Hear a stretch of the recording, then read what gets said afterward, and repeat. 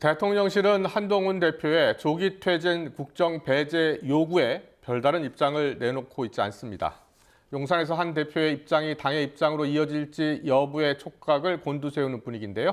일각에서는 윤 대통령이 그래도 최소한의 직무는 해야 하지 않겠느냐는 목소리도 나옵니다. 용산 대통령실 취재기자 연결해 자세히 알아보겠습니다. 강민경 기자. 네, 용산 대통령실입니다. 오늘 대통령실에서 추가 입장이 나올 가능성도 있을까요?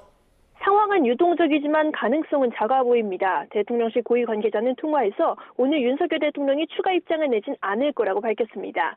대통령실은 윤석열 대통령이 직에서 물러나야 한다는 한동훈 대표의 담화 내용에 대해서도 일단 침묵하는 분위기입니다. 윤 대통령은 현재 한남동 관저에 머물면서 여권의 논의 상황을 지켜보고 있는 걸로 전해졌는데요.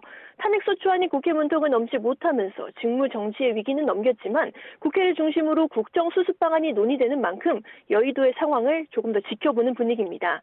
그러나 윤 대통령의 리더십이 회복할 수 없을 만큼 치명타를 입었다는 게 대다수의 분석인 만큼 의료개혁을 포함한 4대 개혁과 양극화 해소 등 정부가 추진하던 정책은 힘을 받기가 어렵게 됐습니다.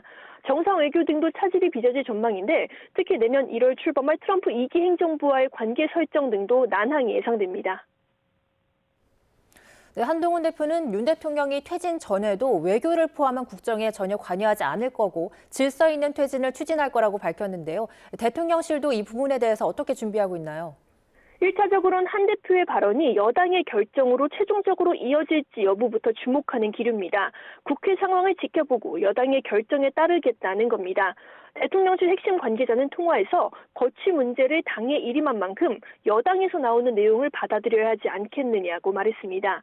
그러나 질서 있는 퇴진에 대해서 윤 대통령과 한동훈 대표, 나아가 여당 내부의 이견이 드러나 조정 과정에서 갈등이 있을 수는 있습니다. 실제로 일부 용산 참모진들 사이에서는 당이 어떤 방안을 마련하기 전까지는 윤 대통령이 국정 운영 등 해야 할 일은 해야 한다는 주장도 제기되고 있습니다. 대통령실 관계자들은 윤 대통령이 당장 이선으로 후퇴할 거라는 일각의 분석에 대해서도 아직까진 말을 아끼고 있습니다. 이런 기류를 추측해보면 윤 대통령은 물밑에서 여당과 권한 분산에 대한 의견을 조율하되 대통령으로서 최소한의 직무는 이어가는 쪽으로 활로를 모색할 가능성도 있습니다. 지금까지 용산 대통령실에서 YTN 강민경입니다.